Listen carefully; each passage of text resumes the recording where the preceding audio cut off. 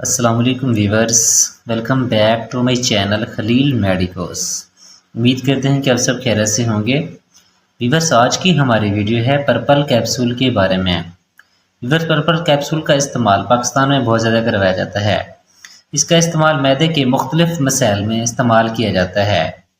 तो वीवर्स, आज की इस वीडियो में मैं आपको बताऊंगा कि पर्पल कैप्सूल के यूजेस यानी कि इसके इस्तेमालात और इसके फ़वाइद क्या क्या हैं और किन किन मसाइल में इसका इस्तेमाल करवाया जाता है, और साइड इफ़ेक्ट यानी कि इसके नुकसानात क्या क्या हैं, और डोजेज यानी कि कितनी मिकदार में इसको इस्तेमाल करना चाहिए और इसका सही तरीक़ाकार क्या है। ये सारी डिटेल मैं आपको आज की वीडियो में दूंगा, लेकिन उससे पहले आपसे गुजारिश है, अगर आपने हमारी वीडियो को लाइक नहीं किया तो वीडियो को लाइक कर दें। अगर आप हमारे चैनल पर नए हैं तो हमारे चैनल को सब्सक्राइब कर दें और बेल आइकन के बटन को भी प्रेस कर दें, ताकि हमारी हर न्यू आने वाली वीडियो का नोटिफिकेशन आपको बआसानी से मिलता रहे। तो व्यूअर्स, अब हम चलते हैं अपने टॉपिक की तरफ। इसका ब्रांड नेम है पर्पल। जो मेरे पास अवेलेबल है ये है 40 mg, इसमें 20 mg भी अवेलेबल होता है, यानी कि ये दो पोटेंसीज में अवेलेबल होता है।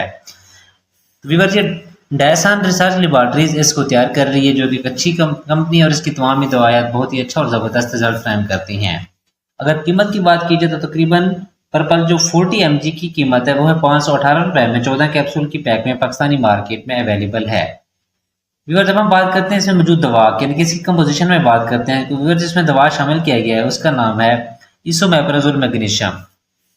व्यूअर्स, इसोमेप्राजोल बेसिकली एक प्रोटॉन पंप इनहिबिटर्स दवा है। ये ऐसी दवायात होती हैं जो मैदे की तेजाबियत को कम करने या कंट्रोल करने में मदद देती है, और साथ में इसके मैग्नीशियम ट्राइहाइड्रेट है, ये भी एक एंटासिड प्रॉपर्टी रखता है और ये भी तेजाबियत को कम करने में मदद देता है।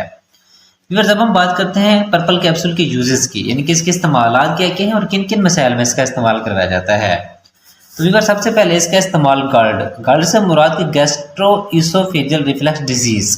इसमें होता यह है कि हमारे मैदे से खुराक की नाली में जो तेजाबियत है वो वापस मुंह की तरफ आना स्टार्ट हो जाती है, जिसकी वजह से सीने पर जलन होती है, उल्टी मतले की कैफियत फील होती है, या फिर जो कुछ भी हम खाते पीते हैं ऐसे फील होता है जैसे कि गले में अटका हुआ है। तो इस तरह की तमाम कंडीशन इस गार्ड की वजह से ही होती हैं। तो इस तरह की कंडीशन को ट्रीट करने के लिए फिर पर्पल कैप्सूल का अक्सर डॉक्टर हजरात इस्तेमाल करवाते हैं। इसके अलावा अल्सर, यानी कि अगर आपके मैदे पर कोई अल्सर हो गया, या यानी कि आपके मैदे पर कोई जख्म हो गया, या फिर आपकी ग़िज़ा की नाली या फिर मैदे में या फिर किसी आंत में अगर कोई अल्सर की शिकायत हो जाती है तो उसको ट्रीट करने के लिए भी इसका इस्तेमाल करवाया जाता है। इसके अलावा ऐसे अफराद जो पेन किलर मेडिसिन खाते हैं या फिर किसी बीमारी के तहत वो मजबूरन खानी पड़ती है, या फिर वक्ती तौर पर अगर किसी डॉक्टर ने मरीज को प्रेस्क्राइब कर दी है, तो उसके साथ मैदे की अल्सर या फिर मैदे के मुतासर होने के बचाव से फिर अक्सर डॉक्टर हजरात उस दवाई के साथ इस कैप्सूल का भी साथ इस्तेमाल करवाते हैं, ताकि मजीद मैदे की बीमारी से बचा जा सके। इसके अलावा अगर आपके मैदे में बहुत ज़्यादा तेजाबियत बनती है तो उसको कंट्रोल करने के लिए भी इसका इस्तेमाल करवाया जाता है। इसके अलावा इसका इस्तेमाल एच फ्लोरी ट्रीटमेंट में भी इसका इस्तेमाल करवाते हैं। तो व्यूअर्स, ये थे सारे इसके इस्तेमालात। अब हम बात करते हैं इसके साइड इफ़ेक्ट्स के बारे में, यानी कि इसके नुकसानात क्या क्या हैं। व्यूअर्स, अगर साइड इफ़ेक्ट्स की बात की जाए तो सबसे पहले आपका सर में दर्द हो सकता है, उल्टी मतले की कैफियत महसूस हो सकती है, पेट में दर्द हो सकता है, कब्ज़ या डायरिया की शिकायत हो सकती है, और इसके अलावा कमर दर्द भी हो सकता है। हाँ, अगर आप लॉन्ग टाइम से अगर इसका यूज़ कर रहे हैं तो फिर आपकी बोन यानी कि जो हड्डियाँ हैं वो कमज़ोर वगैरह हो सकती हैं। इसके अलावा आपको एलर्जिक रिएक्शन भी देखने को मिल सकता है, यानी कि इसके इस्तेमाल के बाद आपके जिस्म पर कोई एलर्जी वगैरह, कोई रैशेज या फिर बारिश वगैरह देखने को भी मिल सकती है। अगर इस तरह की कंडीशन आपको नज़र आती है तो आपने इस कैप्सूल का इस्तेमाल बंद कर देना है और अपने डॉक्टर से रुजू करना है। तो व्यूअर्स, अब हम बात करते हैं इसकी डोजेज के बारे में, यानी कि इसको कितनी मिकदार में इस्तेमाल करना चाहिए और इसका खाने का तरीकाकार क्या है। व्यूअर्स, अगर इसके अमूमी खुराक की बात करें, जो 40 mg कैप्सूल है वो एक सुबह मुँह निहार इस्तेमाल करवाया जाता है। अगर आप 20 mg का इस्तेमाल करना चाहते हैं तो वो फिर सुबह एक कैप्सूल सुबह खाने से पहले और एक कैप्सूल शाम को खाने से पहले इस्तेमाल करना होता है, 1 गिलास पानी के साथ इस्तेमाल करना होता है।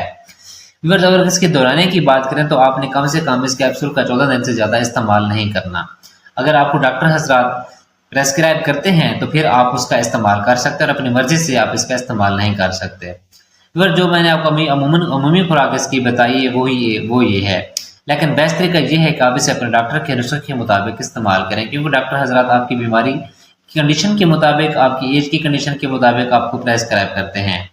तो इसलिए बेहतर है कि आप उनके नुस्खे के मुताबिक इस्तेमाल करें। तो व्यूअर्स, ये थी सारी डिटेल पर्पल कैप्सूल की।